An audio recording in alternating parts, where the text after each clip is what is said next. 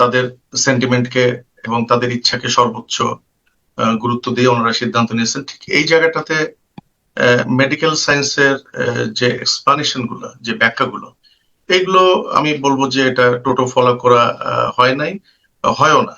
এবং আমি গভর্নমেন্টের ক্ষেত্রেও বলবো না, যাদের অ্যাবিলিটি আছে তারাও তো শেষ মুহূর্ত পর্যন্ত আশা ছাড়ে না, সর্বোচ্চ চেষ্টা দিয়ে তারা যেখানে ভালো মনে করে সেখানে নিয়ে যায়। তো এখানেও ব্যাপারটা এরকমই হচ্ছে। এটা এখানে চিকিৎসা ব্যবস্থার একটা লিমিটেশন আছে, বা এই পর্যন্ত, এরপরে আর কোনো চিকিৎসা নাই, এর ফার্দার ট্রিটমেন্ট, ওভারসিজ ট্রিটমেন্ট ভালো, সেই জন্য নিয়ে যাওয়া হচ্ছে। বিষয়টা ঠিক এরকম না, ঠিক এরকম না। এখন পেশেন্টের আত্মীয় স্বজন চাচ্ছেন রুগীকে বাইরে নিয়ে যাওয়ার জন্য, সরকার সর্বোত্তক সহযোগিতা করছেন। এটাই সবচেয়ে বড় কথা।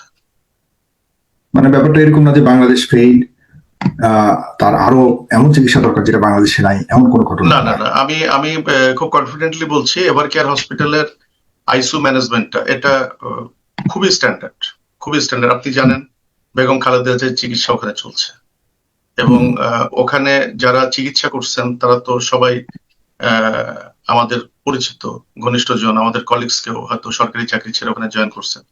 আমরা তো সব খবরই পাই। আসলে ওখানে emergency management is very healthy, খুবই ভালো। তারপরেও ওনারা পেশেন্ট অ্যাটেন্ডেন্ট কোনো দুর্ঘটনা, কোনো সামনে এমন কোনো দুর্ঘটনার অংশীদার হতে চাচ্ছে না এভার কেয়ার, এই জাতীয় অনেক কিছু? না না না না না না, এটা এভার কেয়ারের কিন্তু কোনো বিষয় না। বাংলাদেশ সরকার বা এরকম অনেক কিছু থাকে আমাদের। না না না, এটা আমি বলি, আমি যখন অপারেশনের সিদ্ধান্ত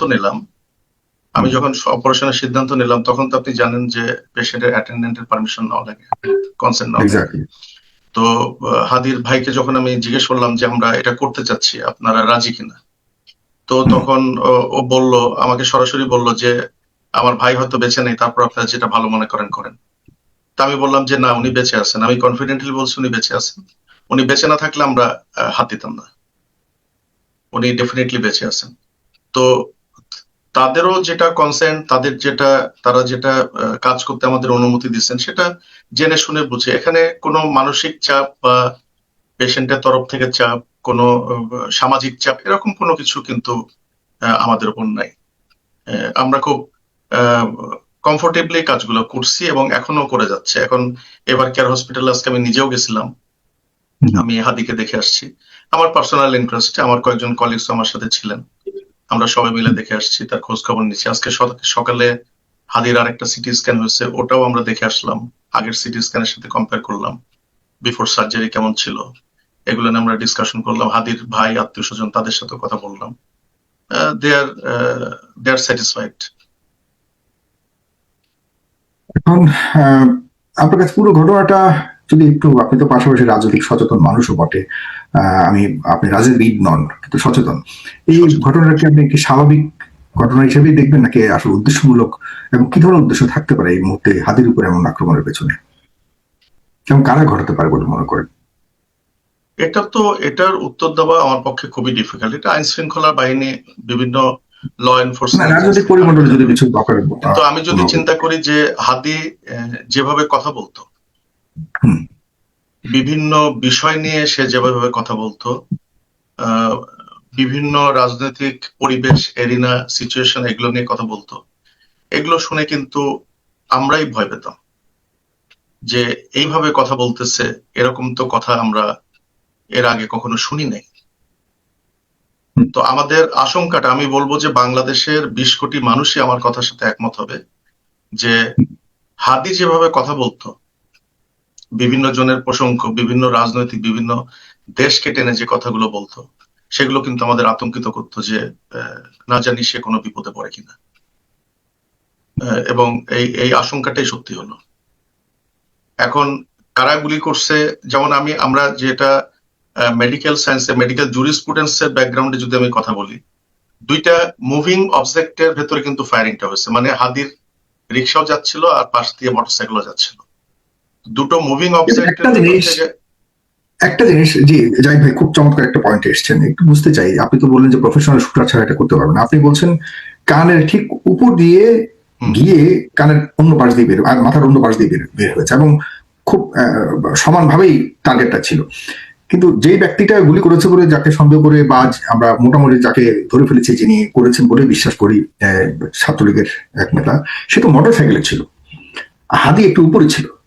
টার্গেটটা কিভাবে এখান থেকে এখানে গেল, এই এই পরিমাপে আপনার কোন ধরনের কিছু বলবার আছে কিনা? এটা অ্যাকচুয়ালি আমি যেটা বললাম যে এদিক থেকে ঢুকে ওদিক দিয়ে বের হয়ে গেছে, এটা অ্যাকচুয়ালি বোঝার জন্য আমি বলছি। অ্যাকচুয়ালি একটু আপস এন্ড ডাউন ছিল বুলেটের ডিরেকশনের। যেমন আমরা কানের উপর দিয়ে আমরা বলি টেম্পোরাল বোন দিয়ে বুলেটটা ঢুকছে, কিন্তু আচ্ছা, হয়তো এদিক দিয়ে ঢুকে ওদিক দিয়ে এভাবে বের হতে পারে, এমন হতে পারে। এরকমই ঘটনাটা এরকমই ঘটছে। তো খুব তবে কাছ থেকেই কি হয়েছে, এটা একদম যে অবস্থা দেখেছেন, খুব একদম কাছ থেকেই গুলিটা করা হয়েছে, ব্যাপারটা কি এরকম দেখেছেন? বুলেটের যে এক্সিটুন এবং হুম। যে টার্বুলেন্স, সেটা অলমোস্ট কাছে থেকে, একেবারে পয়েন্ট ব্ল্যাঙ্ক না, মানে কিছুটা হয়তো 1-1.5 ফিট দূর বা 2 ফিট 2.5 ফিট এরকম দূর থেকে গুলিটা হয়েছে। কারণ এক্সিটুনটা কিন্তু অনেক বড় ছিল তার।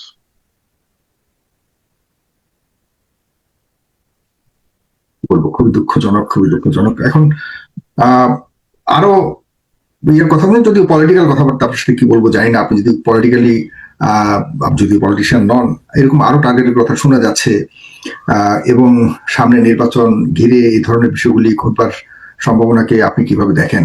এই বিষয়ে যদি কোনো কিছু বলবার থাকে, আমি জানি না, ডাক্তাররাও তো, আপনারাও তো পলিটিক্স করেন, আপনারা খুব না বেশি না, সচেতন মানুষ। আমরা ডেফিনেটলি রাজনৈতিক সচেতন, এবং আমি সবসময় একটা কথা বলি যে আমি যেহেতু ভোটার, আমি যেহেতু ভোট দিই, আমার একটা রাজনৈতিক চিন্তা ভাবনা থাকতেই পারে, এবং সেটা আমি কারো না কারোর সাথে আমি শেয়ার করতে পারি। এটা থেকে যে আমি একদম অ্যালুফ থাকবো সেটা কখনোই সম্ভব হয় না, এটা কারোর পক্ষে সম্ভব না। আর যদি বলি আমি একেবারে অ্যালুফ থাকবো, তো এটা অভিনয় ছাড়া আর কিছু না। কালকেই গণ অধিকার পরিষদের রাশেদ আমাকে ফোন করছিল। ওর বাড়ি আমার পাশের জেলায়, ঝিনাইদহে। তো ও অ্যাকচুয়ালি ফোন করছিল হাদির ব্যাপারে খোঁজ খবর নেওয়ার জন্য। তো ও যে কথাটা আমাকে বললো যে আমার নির্বাচনী এলাকাতে আমি প্রায় তো যাচ্ছি, এবং রাত 10টা-11টার দিকে আমি ঢাকার উদ্দেশ্যে আবার রওনা দিই। তো আজকে এই ঘটনার পরে আমি কিন্তু মাগরিবের নামাজের পরে রওনা দিছি, কারণ আমি কোনোভাবেই আর ভরসা পাইনি ওখানে থাকার। তো এই যে পলিটিশিয়ানদের মধ্যে যারা ইলেকশন করবে ভবিষ্যতে, তাদের ভেতর যে অ্যাজিটেশন যেটা শুরু হয়েছে হাদির এই বুলেট ইনজুরির পরে, এটা তো ডেফিনেটলি আমাদের একটা